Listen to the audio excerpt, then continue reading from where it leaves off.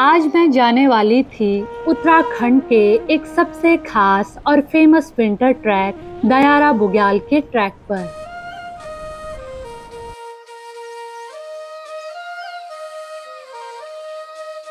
सबसे खूबसूरत बुग्यालों में गिने जाने वाला जितना अनोखा यह मैदान है, उतने ही अनोखे हैं यहाँ से दिखने वाले हिमालय के बंदरपूंछ, गंगोत्री, ब्लैक पीक जैसी श्रृंखलाओं के दर्शन।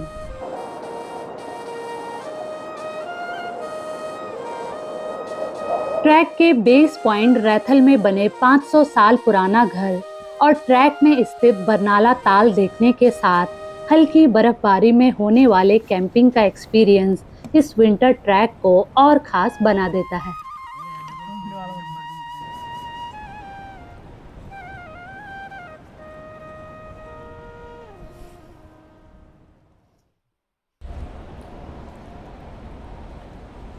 दयारा बुग्याल ट्रैक के लिए मैं देहरादून से उत्तरकाशी और फिर एक छोटे से गांव रैथल पहुंच गई। रैथल उत्तरकाशी से 45 किलोमीटर दूर है और यहीं से शुरू होता है दयारा बुग्याल का ट्रैक। मैं देर शाम रैथल पहुंची थी, तो मैंने अब ट्रैक खत्म होने के बाद ही रैथल एक्सप्लोर करने का डिसाइड किया।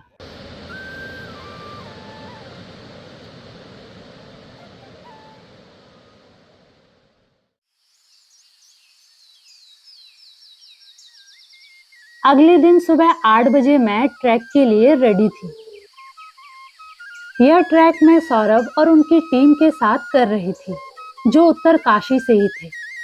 सौरभ के साथ मैं पहले भी एक ट्रैक कर चुकी थी।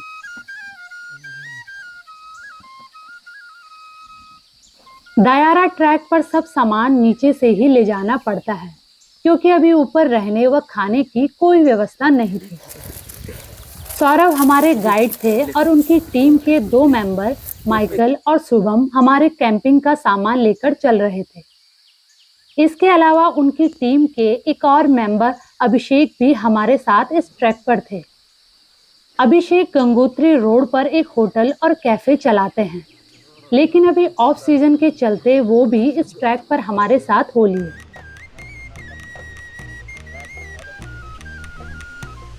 सुबह 9 बजे हमने रैथल से ट्रैक स्टार्ट कर दिया।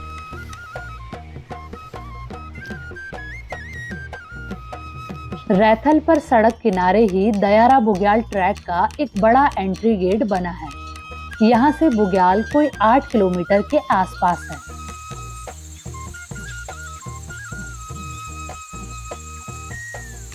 रैथल से ही ट्रैक पर मुझे एक और ट्रैकर ने ज्वाइन कर लिया, जिसका नाम था मिस्टर गोगो।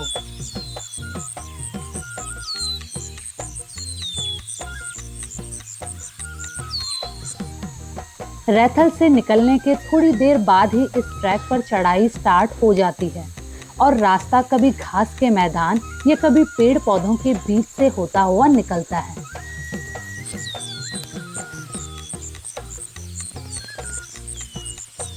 जब रैथल से निकले तब हल्की धूप थी, लेकिन अगले 2 दिन स्नोफॉल का प्रेडिक्शन भी था और मौसम क्लाउडी होने वाला था।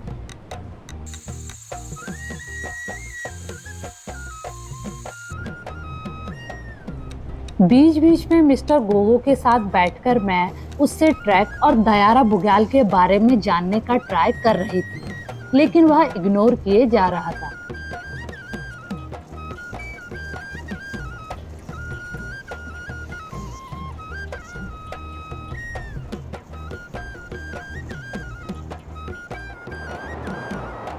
रैथल से निकलने के बाद 2 घंटे में हम 3 किलोमीटर दूर हुई नाम की जगह पर पहुंच गए। यहाँ एक बड़ा मैदान है और हल्की फुल्की बर्फ भी जमी हुई थी।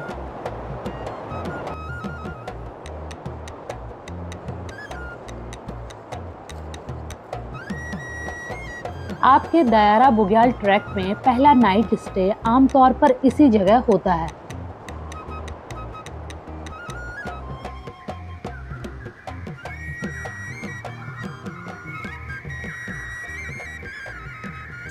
बर्फ के पास पहुंचते ही मिस्टर गोगो ठंडी ठंडी बर्फ आइसक्रीम की तरह खाने लगा।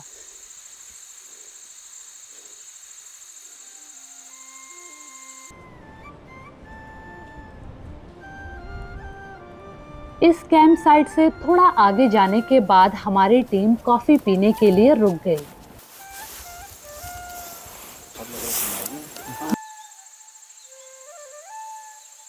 इन जंगलों में आग जलाना बैन है, तो एक पोर्टेबल स्टोव पर बर्फ पिघलाकर पानी गर्म किया गया, जिससे कॉफी बनाई गई।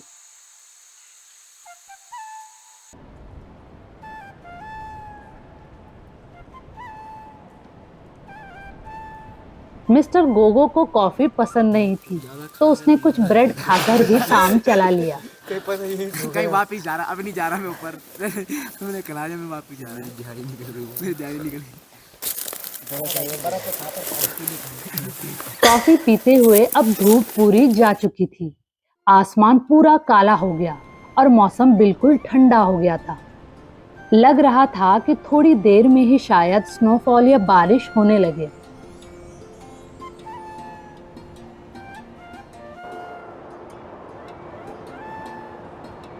कॉफी ब्रेक के बाद अब एक बार फिर से हमने ट्रैक स्टार्ट कर दिया। अब रास्ते पर बर्फ ज्यादा दिखने लगी थी। कई जगह पर बहते पानी की धाराएं भी जम चुकी थी।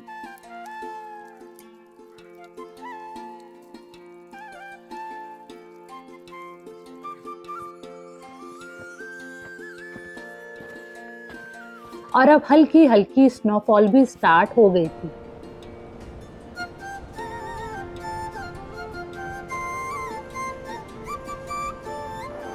दयारा बुग्याल का यह ट्रैक छोटे छोटे मैदानों और जंगलों के बीच से होकर जाता है। मैदान वाले हिस्सों पर तो धूप से बर्फ गायब हो गई थी, लेकिन जंगलों में बीच बीच में काफी बर्फ थी।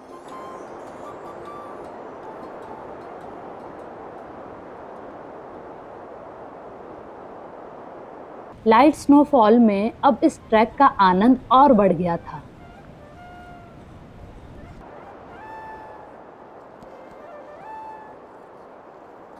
गिरती बर्फ के बैकग्राउंड में पेड़ पौधे हों तो इसकी खूबसूरती और बढ़ जाती है। लेकिन इससे यह चिंता भी जरूर थी कि आज हाइट पर पहुंचकर जहां भी हम टेंट लगाएंगे वहां ठंड जरूर बढ़ जाएगी।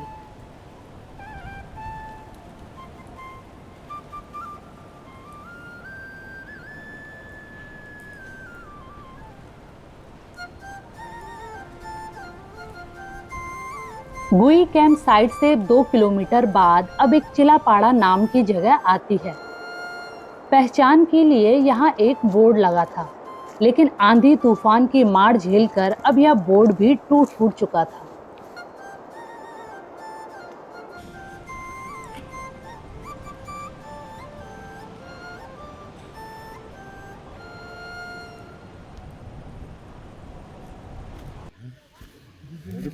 ट्रैक पर चलते हुए कुछ महिलाओं की आवाज सुनाई दी। ये पास के गांव की महिलाएं इन जंगलों में घास व लकड़ियों के लिए आती हैं।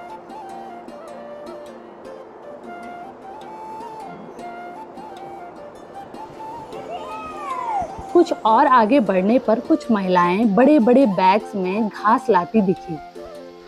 जिन रास्तों पर हम खाली चलने पर भी थक रहे थे, उन्हीं रास्तों पर इतने भारी भरकम बोझे ये इतनी आसानी से ले जा रही थी कि खुद पर शर्म आ जाए।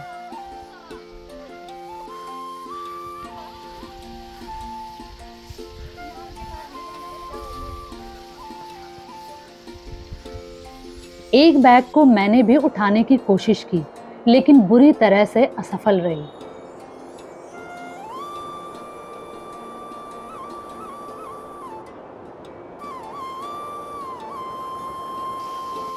ट्रैक पर पड़ने वाले जंगलों की बात करें तो यहाँ चीड़ के अलावा बांस के भी काफी पेड़ पौधे दिख रहे थे। हालांकि अभी ये पौधे छोटे छोटे ही थे।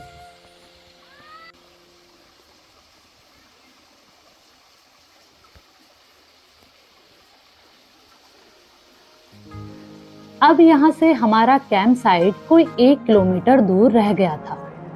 आज हम दयारा बुग्याल के ठीक नीचे ही अपने टेंट्स लगाने वाले थे और फिर अगली सुबह वहां से दयारा बुग्याल के लिए जाने वाले थे।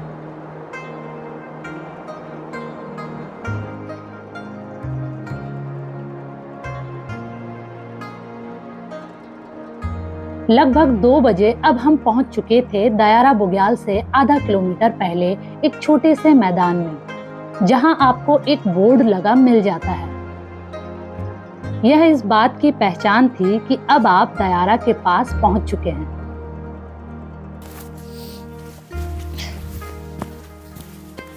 फाइनली 7 किलोमीटर का ट्रैक हो चुका है और जो है यहीं हम आसपास जो है हम कैंप लगाने की जगह ढूंढ रहे हैं और इसी के साथ साथ हल्की हल्की स्नोफॉल भी होने लगी है। तो स्नोफॉल के साथ स्वागत हो रहा है हमारा कैंप साइट में। दिख नहीं रही होगी भी, हल्की है, बहुत हल्की।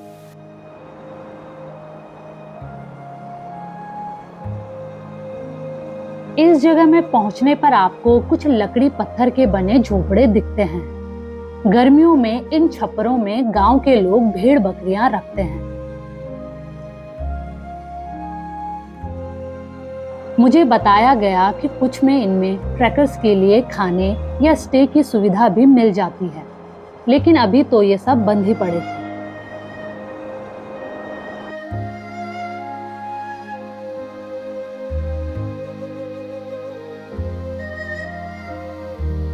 यही एक छोटी सी जगह पर अब हमारी टीम ने टेंट्स लगाने शुरू कर दिए।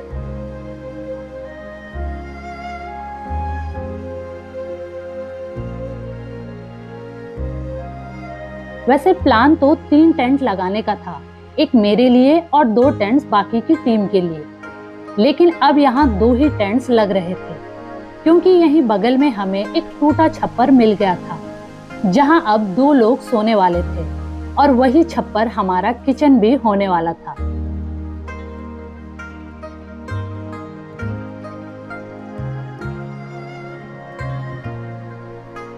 यह टेंट्स हमने एक छानी नाम की जगह पर लगाए थे जो कि हाइट पर था। इस वजह से यहाँ हवाएं थोड़ा तेज थी और ठंड भी ज्यादा हो रही थी।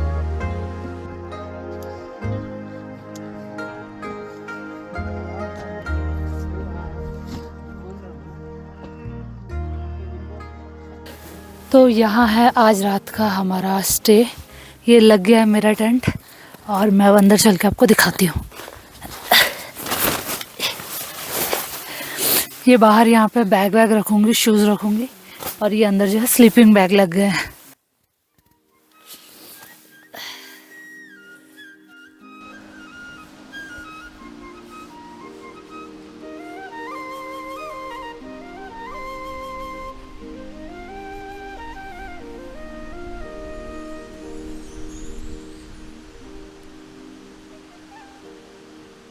शाम के 4 बज चुके हैं।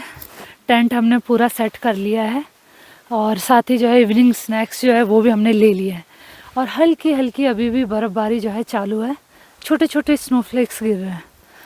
और मेरे इधर आप देखेंगे तो आपको पीक्स कुछ नहीं नज़र आएंगी, पूरा धुंधला हो गया है, लेकिन जो सीन दिख रहे हैं वो भी जो है बहुत खूबसूरत लग रहा है। यहाँ नीचे आप देखेंगे बुग्यालों में हल्की हल्की बर्फ़ गिरी हुई है।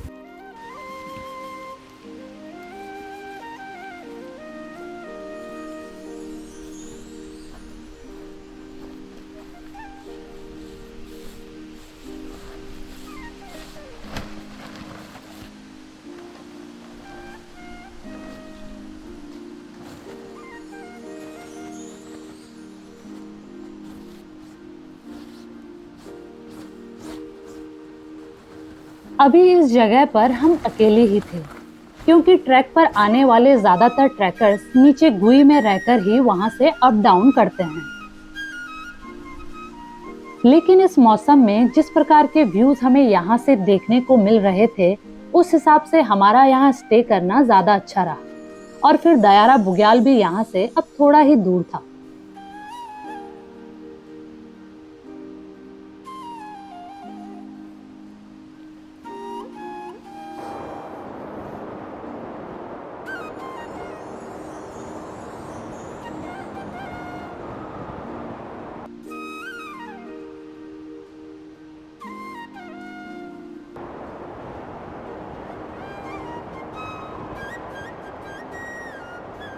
शाम के 5 बज चुके हैं और हमें गर्मा गर्म सूप दे दिया गया है।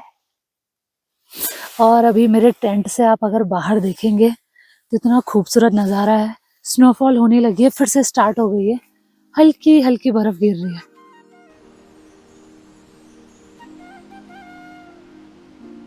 और ये हमें रात के लिए लाइट दे दी गई है, तो इसमें जो है 3 लाइटें जल रही हैं। ये फर्स्ट, सेकंड, थर्ड, तो ये रात का इंतज़ाम हो गया है।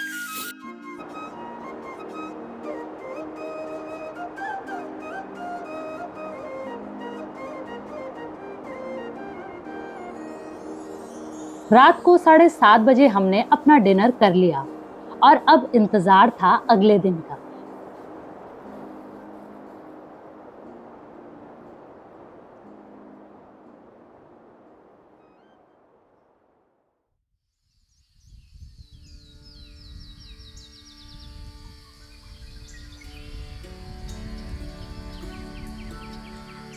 सुबह उठी तो मौसम थोड़ा साफ था और हल्की धूप आने लगी थी, जो कि थोड़ी ही देर रही।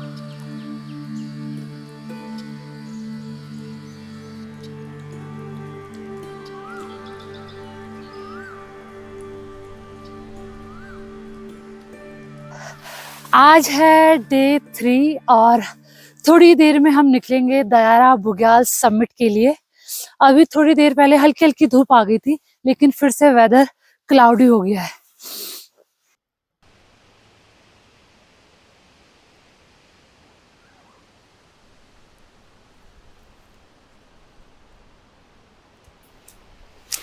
ये ऊपर से जो रास्ता जा रहा है ये है दयारा बुग्याल के लिए।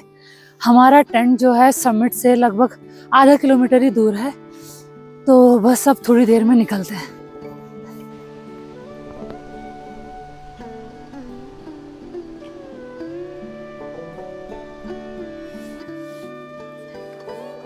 आठ बजे हम दयारा बुग्याल के लिए निकल गए।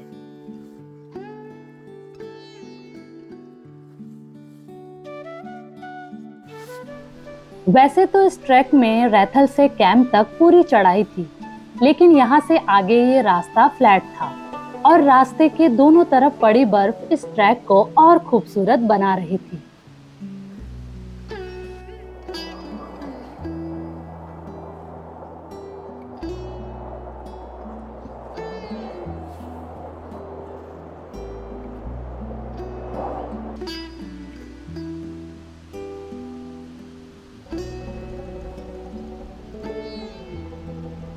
सुबह 8 बजे ही धूप फिर से गायब हो गई थी और एक बार फिर स्नोफॉल के चांसेस बन रहे थे।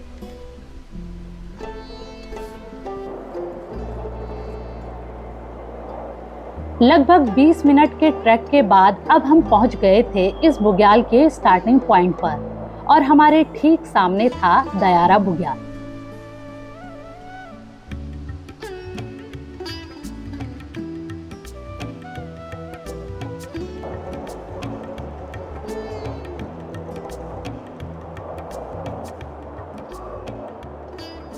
पहुंच गई हूँ मैं दयारा बुग्याल के स्टार्टिंग पॉइंट पे और ये बुग्याल देखने में इतना बड़ा और इतना सुंदर लग रहा है और एक्सपेक्टेशन से ज्यादा मुझे बर्फ नजर आ रही है। बहुत बहुत सुंदर बुग्याल है।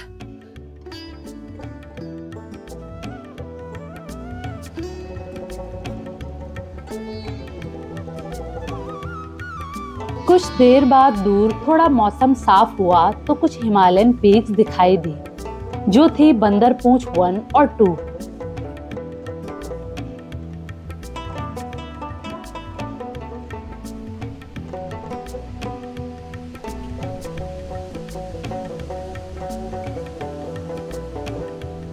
हमारे अलावा अभी इस पूरे बुग्याल में और कोई नहीं था और अब हम इस बुग्याल के टॉप की तरफ चल दिए। वैसे यह बुग्याल बहुत बड़ा है, तो इसको पूरा एक्सप्लोर करना काफी डिफिकल्ट हो जाता है।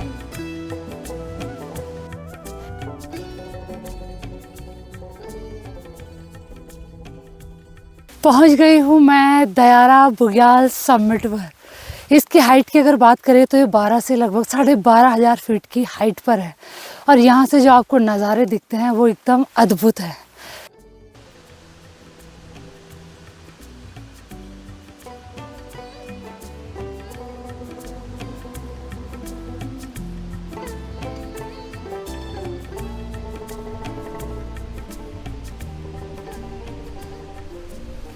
ये बुग्याल देखने में इतना बड़ा है कि आपको इसका एंड जो है नज़र ही नहीं आता, और हर एक पॉइंट आपको व्यू पॉइंट लगेगा, हर एक पॉइंट से आपको उतने ही सुंदर नज़ारे दिखते हैं।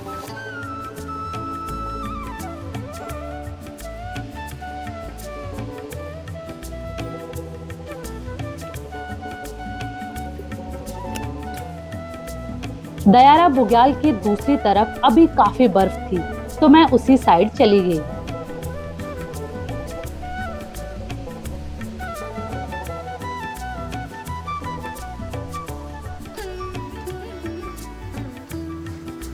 दयारा बुग्याल से होते हुए एक और ट्रैक का रास्ता जाता है जिसे गिडारा बुग्याल कहते हैं। सौरभ ने बताया कि गिडारा बुग्याल दयारा से भी काफी बड़ा है।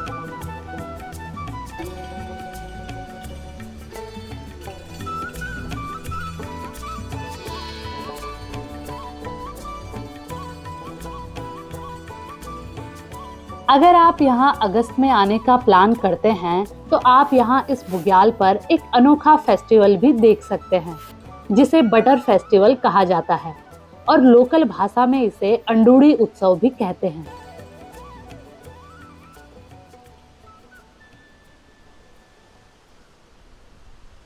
बटर फेस्टिवल एक अनोखी होली है जो रंग या फूल से नहीं बल्कि दूध, दही या मक्खन से खेली जाती है, और साथ ही इसमें वन देवी और अन्य देवी देवताओं को दूध, मक्खन आदि का भोग लगाकर उनका धन्यवाद भी किया जाता है।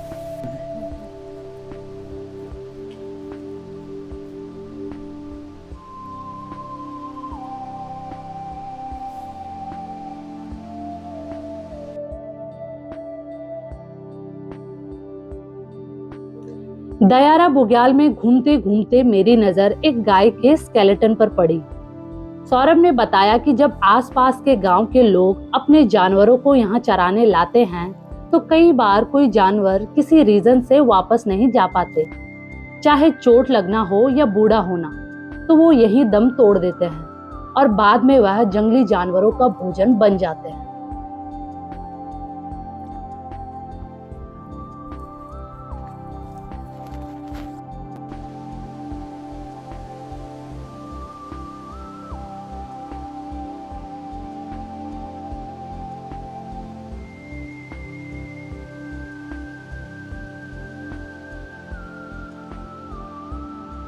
हम लगभग 3 घंटे तक दयारा में इधर उधर घूमते रहे। धुंध और क्लाउडी मौसम होने की वजह से हम यहाँ से दिखाई देने वाली हिमालय की श्रृंखलाएं तो नहीं देख पाए, लेकिन आज वापस नीचे जाते हुए अच्छी बर्फबारी मिलने वाली थी।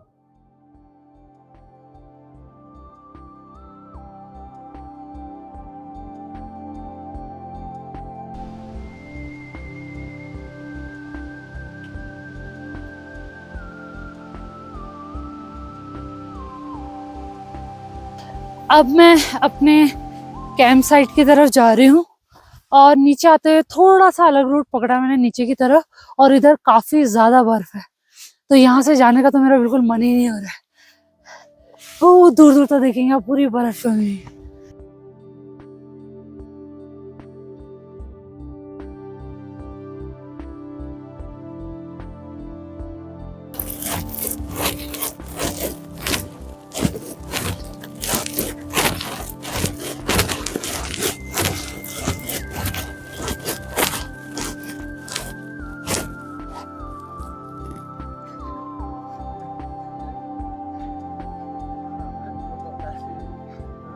दस मिनट में हम वापस अपने कैंप साइट पहुंच गए। अब हमने यहाँ पर बैठकर अपना नाश्ता किया और फिर अपने कैंप और बाकी का सामान समेटने लगे।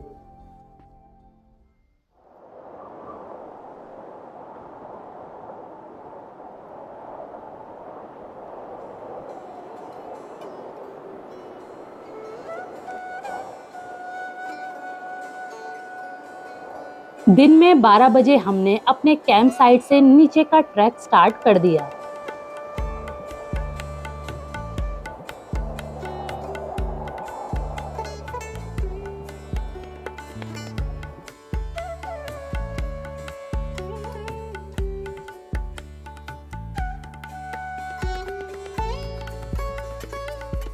नीचे जाते हुए अब हम दूसरे रूट से जा रहे थे, जो था बारसू गांव से होते हुए।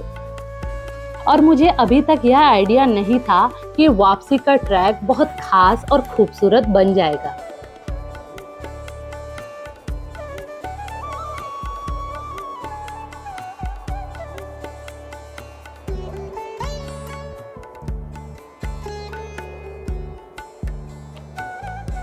अभी हम कैंप साइट से आधा किलोमीटर नीचे आए ही थे कि हमें इस रूट पर काफी बर्फ मिलने लगी। यह फ्रेश बर्फ थी, तो इस पर चलने में कोई दिक्कत नहीं हुई और थोड़ी देर में फिर से बर्फबारी होने लगी।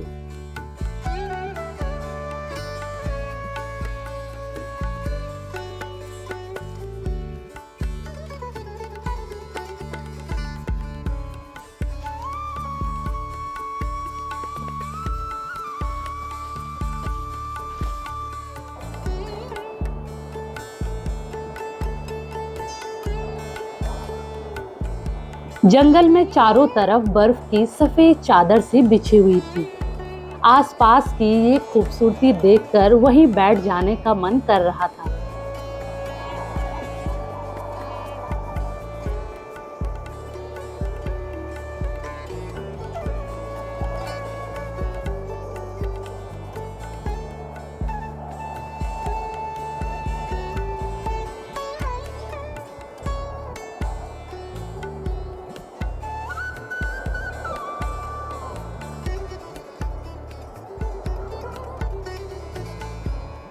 लगभग 3 किलोमीटर बाद अब सामने एक छोटा सा मंदिर और खूबसूरत लेक दिखाई दी।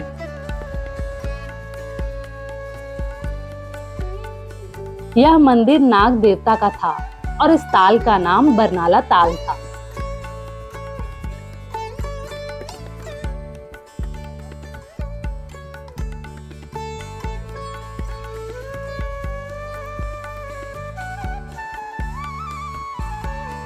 यहाँ पहुँचने से पहले मुझे इस खूबसूरत जगह के बारे में कोई आइडिया नहीं था और बर्फ में तो ये जगह और भी चमक रही थी।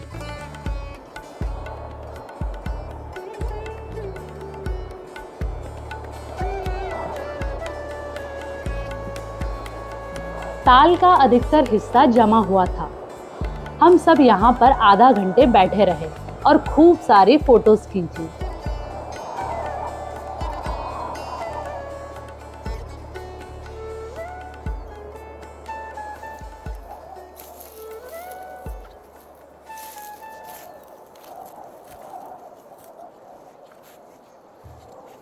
लगभग 2 बजे अब हम यहाँ से बारसू गांव की तरफ जाने लगे।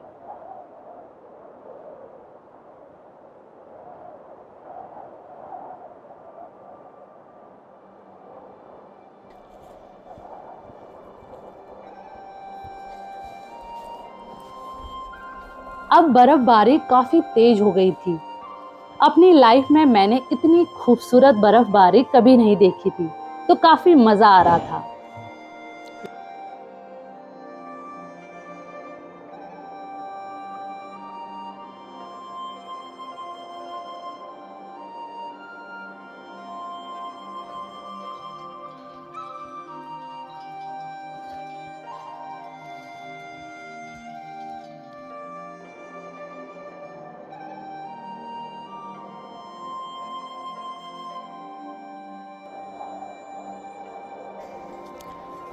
दूर से कुछ और ट्रैकर्स नजर आए, जिनमें से कुछ खच्चर पर भी थे।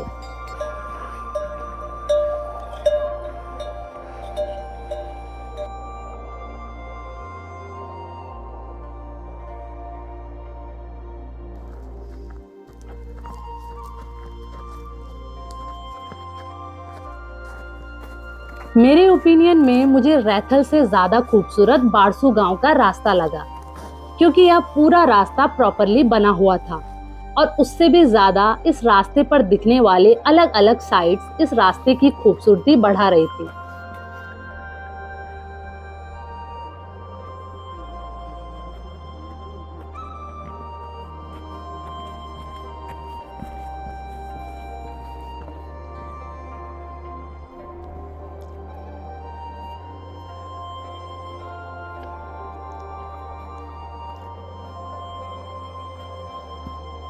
अभी तक हमने लगभग 6 किलोमीटर का ट्रैक कर लिया था और यहाँ से बारसू गांव बस 1.5-2 किलोमीटर ही दूर था।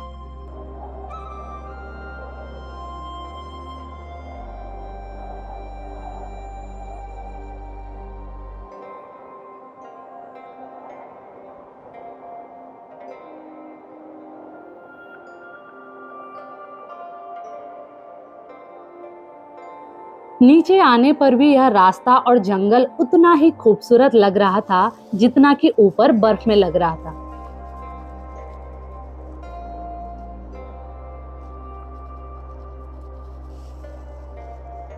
बरसू गांव से 1 किलोमीटर पहले हमने एक ब्रेक लिया और फिर शुरू हुआ बातों का दौर।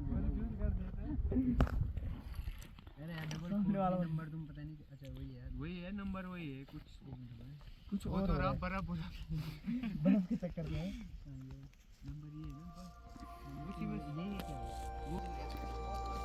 बारसू से आधा किलोमीटर पहले ही आप गांव का पूरा व्यू देख सकते हैं।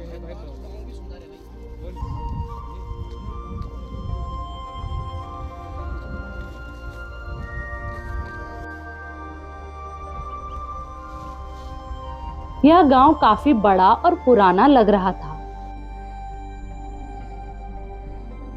यहाँ पर एक सुंदर सा मंदिर भी है जो कि सोमेश्वर व नाग देवता को समर्पित है।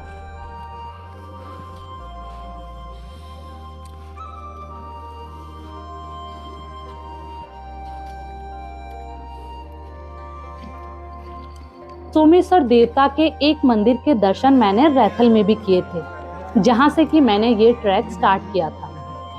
मुझे वह मंदिर भी काफी खूबसूरत लगा।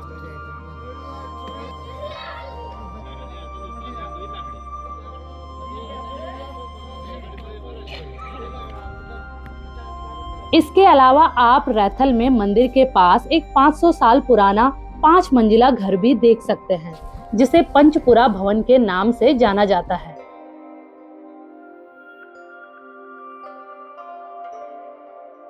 उत्तरकाशी में कई खतरनाक भूकंप व त्रासदी झेल यह घर 500 साल से ऐसे ही मजबूती से खड़ा है, जो रैथल का एक आकर्षण बन चुका है।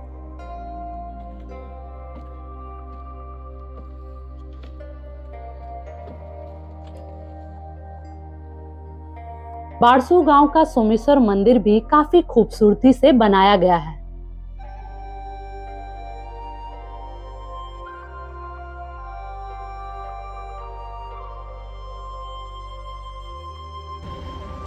लगभग 4 बजे हम अब बारसू गांव पहुंच गए